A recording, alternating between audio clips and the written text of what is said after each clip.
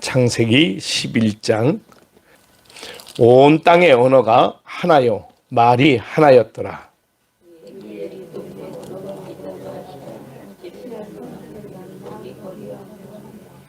서로 말하되 벽돌을 만들어 견고히 굽자 하고, 이에 벽돌로 돌을 대신하며 역청으로 진흙을 대신하고,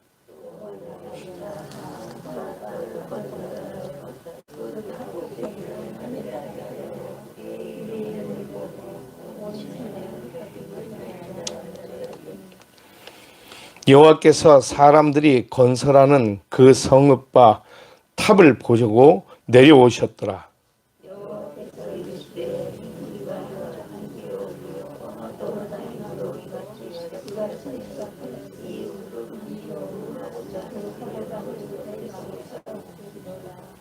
자, 우리가 내려가서 거기서 그들의 언어를 혼잡하게 하여 그들이 서로 알아듣지 못하게 하자 하시고,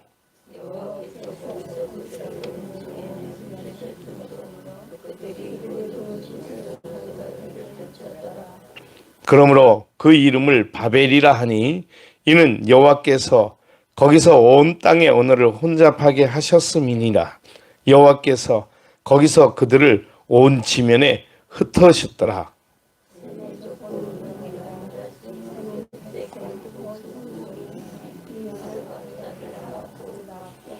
아르박삿을 낳은 후에 500년을 지내며 자녀를 낳았으며, 셀라를 낳은 후에 403년을 지내며 자녀를 낳았으며, 에벨을 낳은 후에 403년을 지내며 자녀를 낳았으며, 벨렉을 낳은 후에 430년을 지내며 자녀를 낳았으며, 느를 낳은 후 209년을 지내며 자녀를 낳았으며,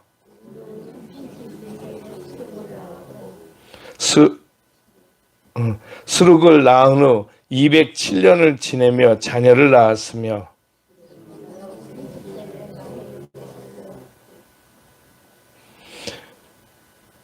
나홀을 낳은 후에 200년을 지내며 자녀를 낳았으며, 데라를 낳은 후에 119년을 지내며 자녀를 낳았으며,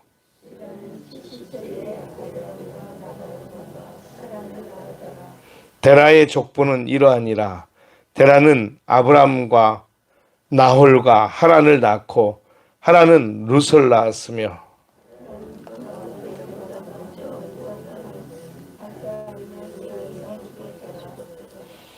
아브람과 나홀이 장가들었으니 아브람의 아내의 이름은 사레며 나홀의 아내의 이름은 밀가니, 하란의 딸이요 하란은 밀가의 아버지며 또 이스가의 아버지더라.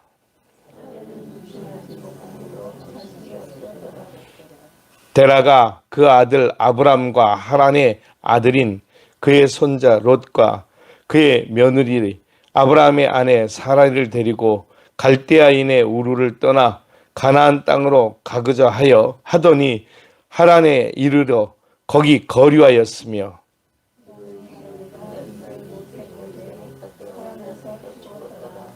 아멘. 오늘 창세기 11장은 아주 유명한 바벨탑의 이야기입니다.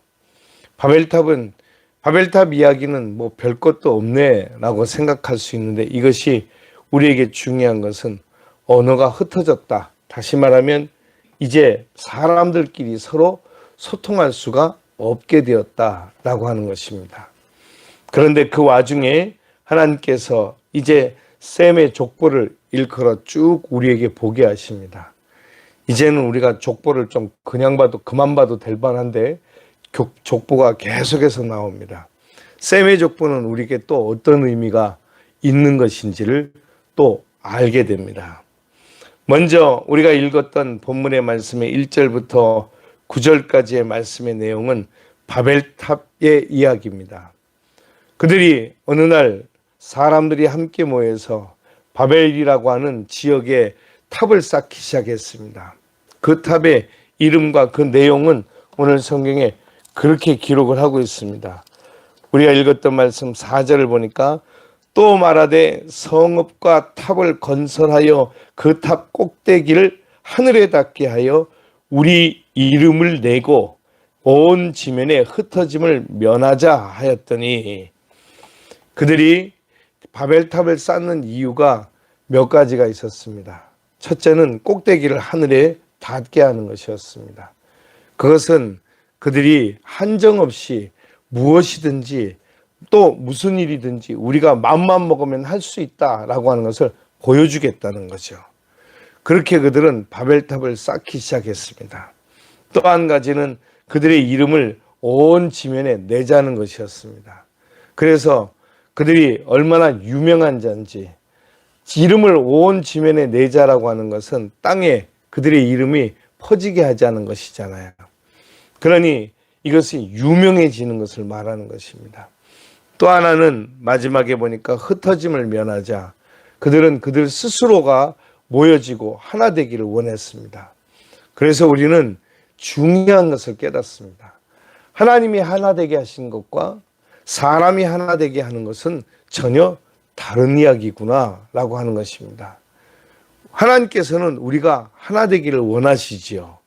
그래서 하나님은 우리에게 하나의 복음, 하나의 생명, 하나의 구원을 우리에게 주셨습니다. 다른 이름으로는 구원받지 못하게 하셨다고 베드로가 그렇게 설교 시간에 이야기했습니다. 그런데 오늘 성경에 이 사람들이 왜 그들의 이름이 하나로 뭉쳐져서 그렇게 하늘에 닿도록 하는 것이 문제가 되었는가? 그것은 하나님이 거기에 계시지 않다고 하는 것입니다. 이건 대단히 중요한 이야기입니다. 사람들은 하나님 없이 자기의 이름을 내는 일에 열심을 냅니다. 그랬다가 그들 스스로 무너지는 순간에 뒤늦게 깨닫게 됩니다. 아, 우리 힘으로는 할 수 있는 것이 아무것도 없구나. 이번에 우리가 코로나19를 2년 넘게 3년 가까이 지내면서 아직도 우리가 마스크를 벗고 있지 않지만 저는 참 놀라운 것을 하나 깨달았습니다. 처음 코로나가 시작됐을 때 전문가라고 하는 사람들이 다 나와서 언제쯤 끝날 것이다. 그리고 이렇게 하면 된다. 저렇게 하면 된다. 별별 이야기들을 하는데 저는 그걸 보면서 아, 저렇게 하면 코로나가 우리가 문제없이 지나갈 수 있겠구나 그런 생각을 해봤습니다. 그런데 하나도 맞는 게 없었습니다. 지내놓고 보니까 그들이 예상하고 예측했던 것들은 하나도 맞는 게 없었습니다. 시간이 지나면서 그들은 예측할 수가 없다는 것을 알게 되었습니다. 그래서 코로나에 대해서 이제 함부로 이야기하지 않았습니다. 처음에는 우리가 포스트 코로나, 그러니까 코로나가 지나가 난 다음에 올 시간들에 대해서 준비하자 이렇게 이야기를 했었습니다. 그런데 이 코로나가 1년이 지나고 2년이 지나고 3년이 지나가는데도 없어지지 않자 우리는 이제 코로나는 없어지지 않고 우리가 짊어지고 살아야 된다. 그래서 위드 코로나라는 말을, 영어로 위드는 함께한다라는 뜻이잖아요. 그런 말을 쓰기 시작했습니다. 사람들은 가장 무서워하는 병이 암병입니다. 암병에 걸리면 다 죽는 줄 알았죠. 그래서 암은 우리에게 큰 질병인 줄 알고 있었습니다. 그런데 요즘은 누구나 다 몸에 암이 있다고 그렇게들 이야기를 합니다. 그래서 암은 무서운 것이 아니라고 하는 것을 이야기해 주려고 그렇게 하는 것 같아요. 근데 실제로 사람들에게는 몸에 암이 있다고 그러죠. 근데 이 암이 우리에게 병으로 번지고 순식간에 우리를 망가뜨리는 것은 우리의 면역 체계가 무너질 때입니다. 그래서 면역력을 강화시키는 무슨 식품 뭐 이런 걸 많이 먹어야 된다고. 그래서 우리나라에서는 예를 들면 홍삼 같은 것을 이야기를 합니다. 여러분, 그럴 수 있습니다. 또 틀린 말이 아닐 수 있습니다. 그러나 홍삼을 아무리 많이 먹는다고 우리는 절대 그 병을 이겨낼 수가 없습니다. 왜냐하면 오늘 성경에 보니까 처음에 노아나 그 자녀들은, 노아는 950년을 살았습니다. 그죠? 근데 오늘 보니까 노아의 아들인 셈의 계보에부터 갑자기 나이가 절반으로 팍 줄어버렸어요. 500살까지. 그죠? 그러더니 조금 지나면서 르를 낳은 후에 209년을 살았고 벨렉이 이제 나이가 그 절반으로 또 팍 줄어버렸어요. 그러더니 이제 이 아브라함의 아버지인 데라에 이르렀을 때는 이제 200년 정도가 그들의 생애가 되었습니다. 그러더니 지금은 우리가 백수를 산다라고 그러면 우와 그렇게 이야기하는 시대가 되었잖아요. 얼마나 오래 사느냐 하는 것은 그다지 중요한 일이 아닌 것 같습니다. 건강하게 사느냐 뭐 어떻게 사느냐 이것도 그렇게 중요한 것 같지 않습니다. 진짜 중요한 것은 그들에게 우리에게 하나님이 계시냐 하는 문제인 것입니다. 하나님과 함께하면 우리의 생애는 영원할 것이고 하나님이 우리에게서 떠나가시면 우리는 하나님과 단절된 상태로 죽었다라고 하는 것이 될 것입니다. 우리가 아는 것처럼 데라라고 하는 사람은 우상숭배자였습니다. 그는 우상을 만들어서 조각해서 파는 일을 하는 사람이었습니다. 그런데 그가 그렇게 살았는데 하나님께서는 그의 아들인 아브람을 부르셨습니다. 그래서 오늘 성경을 우리가 이렇게 읽다 보면 우리가 지난 10장에서 보면 셈의 족보가 따로 나옵니다.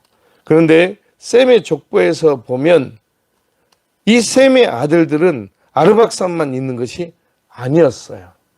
여러분 그 앞으로 넘어가면 10장에 보면 21절에 보시면 셈은 에벨 온 자손의 조상이요 야벳의 형이라 그에게도 자녀가 출생하였으니 셈의 아들은 엘람과 아스루와 아르박삭과 룻과 아람이요. 몇 명이나 있어요? 5명이나 있습니다. 그죠?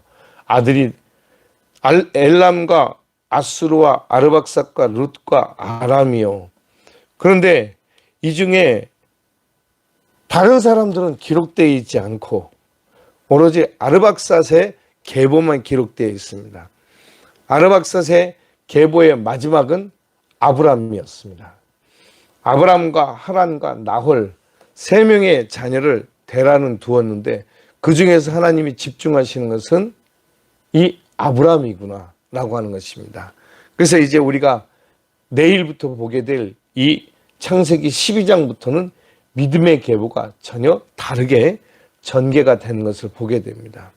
그리고 나이도 점점 줄어갑니다. 이 계보가 도대체 무엇을 이야기하나? 도대체 무엇을 이야기하려고 이 족보들을 성경에 기록해 놓았는가?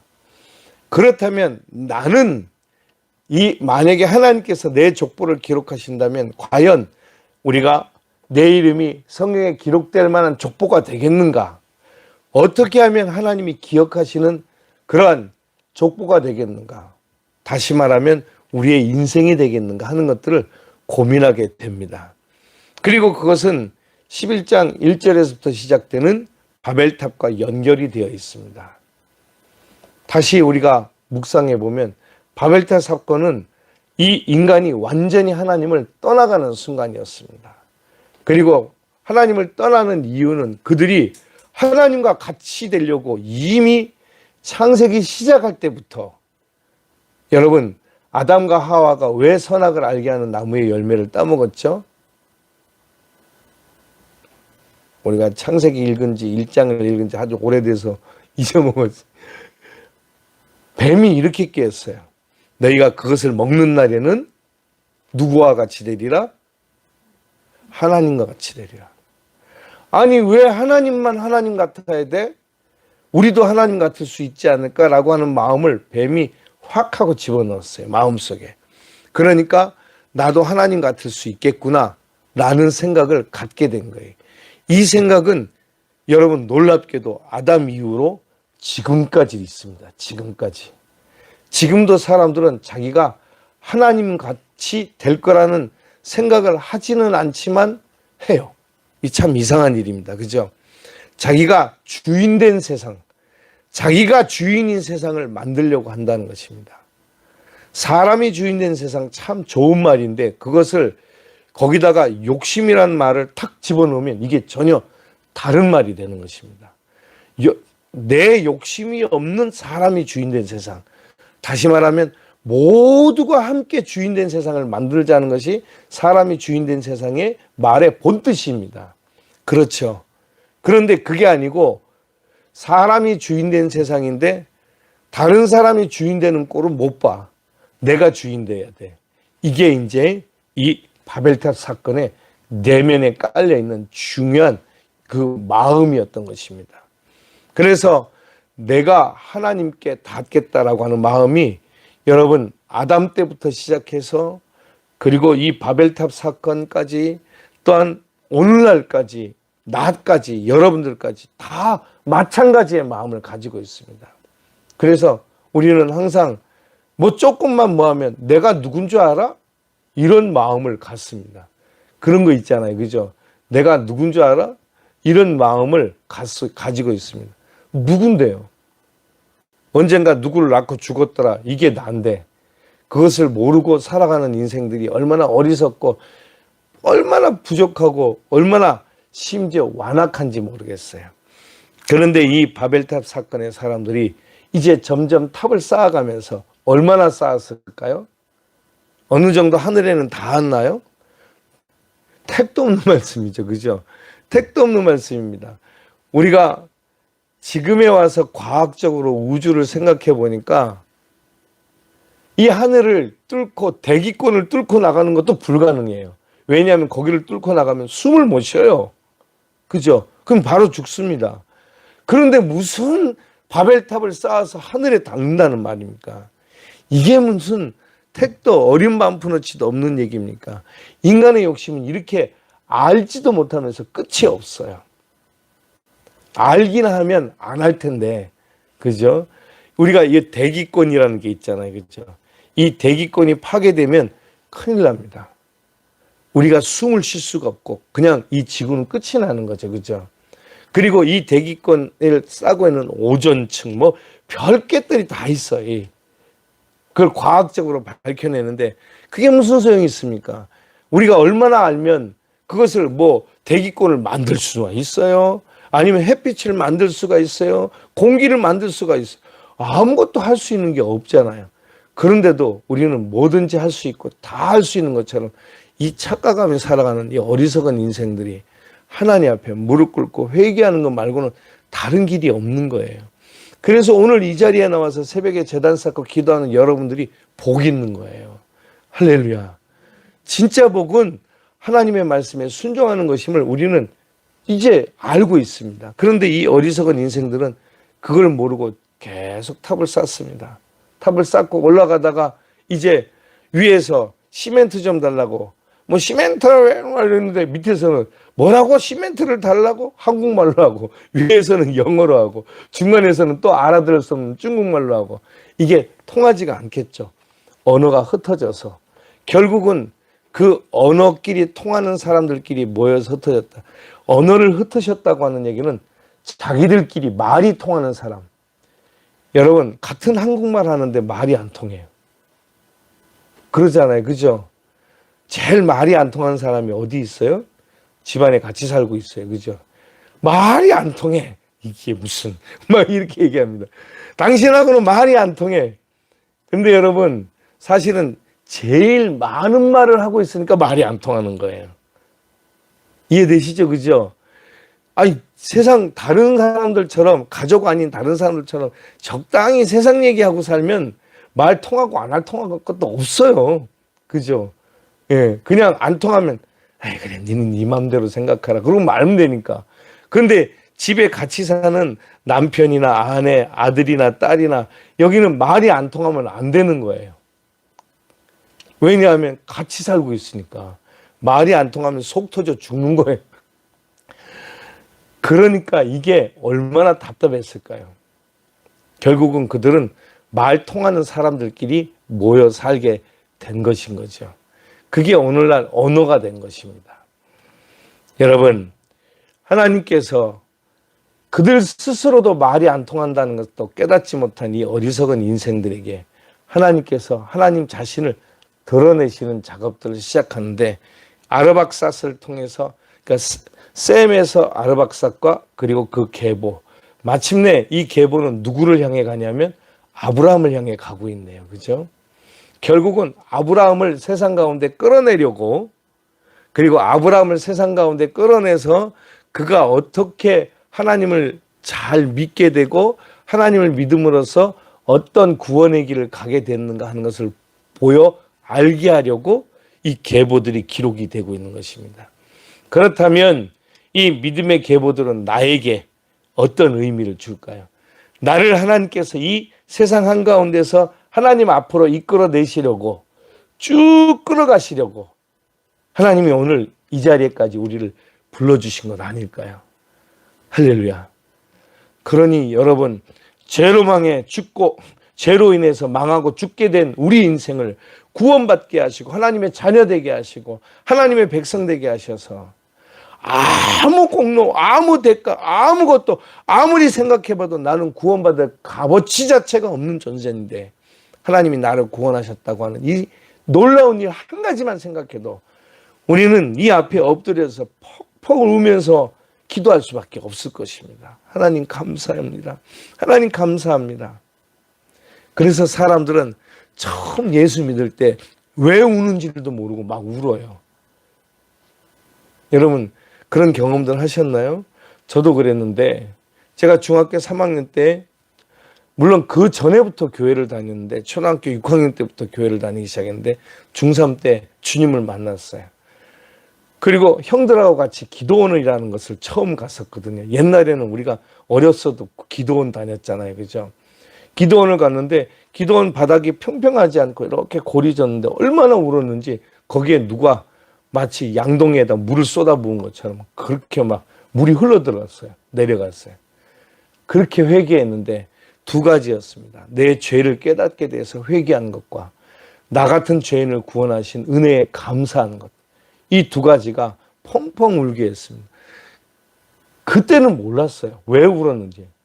묻는 거예요. 형들이, 또 누나들이. 왜 울었냐, 재영아? 몰라. 그냥 나도 그냥 그렇게 눈물이 났어요. 막 울면서 기도했는데 그때의 기도가 생각해보면 회개 기도했던 거예요. 그리고 감사 기도했던 거예요. 그리고 옆에서 누가 뭐 샬라샬라 막 이렇게 하는데 지금 얘기하면 방언이었어요. 하나님 나도 저것 좀 달라고. 근데요, 제가 고등학교 3학년 때 방언을 받았어요. 여러분, 우리의 언어가 흩어진 언어가 나중에 하나 되게 되는 것은 방언 때였습니다. 오순절 다락방에서 흩어진 언어가 이 각자 자기의 말로 막 기도를 하는데 그 말이 한 가지 복음으로 예수 그리스도로 뭉치게 되었죠. 그죠? 성경에 보면 나오잖아요. 그죠? 이때는 흩어졌던 언어가 하나로 뭉쳐지게 되었어요. 예수님으로 말미암아 일어난 일인 거죠. 결국 우리는 깨닫습니다. 우리가 하나 되게 하는 것이 하나님의 뜻이 아니다. 하나님이 하나 되게 하신 거기에 우리의 마음을 맞추자. 그리고 그래서 우리가 하나님을 경외하면 하나님을 경외하는 그 마음 속에서 우리 모두는 하나가 된다. 할렐루야. 오늘 하루 여러분, 우리가 한 나라, 하나님 안에 한 백성, 한 자녀인 것을 깨닫고 믿음으로 살아가면서 우리가 믿음으로 살아갈 때 의미와 가치 있는 인생이 된다라는 사실을 잊지 마시고 주님과 동행하는 복된 생애들이 되시기를 축복합니다. 기도하겠습니다.